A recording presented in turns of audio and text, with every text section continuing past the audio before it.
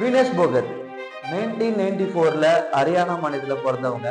இப்பயே இவங்களை பத்தி பேசுறேன்னா 2024ல நடந்த ஒலிம்பிக்ல ஃபைனல் வரைக்கும் போயிடுறாங்க. ஆனா கப் அடிக்கல. போகத் ஒரு மல்யுத்த வீராங்கனை.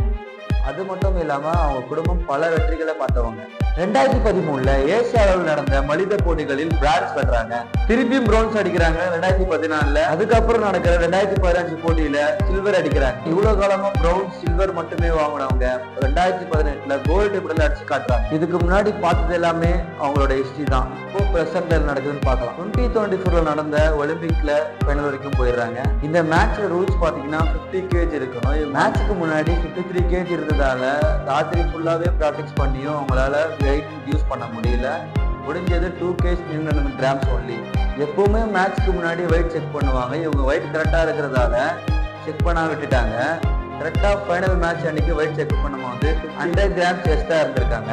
இந்த மேட்சோட ரூல்ஸ் பாத்தீங்கன்னா 50 கிலோ இருக்கணும். 100 grams எக்ஸ்ட்ரா இருந்ததால போகத் டிஸ்குவாலிஃபை ஆயிட்டாங்க. இவங்க டிஸ்குவாலிஃபை ஆனதாலேயே விளையாடாமலே அமெரிக்க வீராங்கனை கோல்டு மெடல் வாங்கிட்டு போயிட்டாங்க. இதே மாதிரி இன்ட்ரெஸ்டிங்கான வீடியோல பார்க்கலாம். பாய்.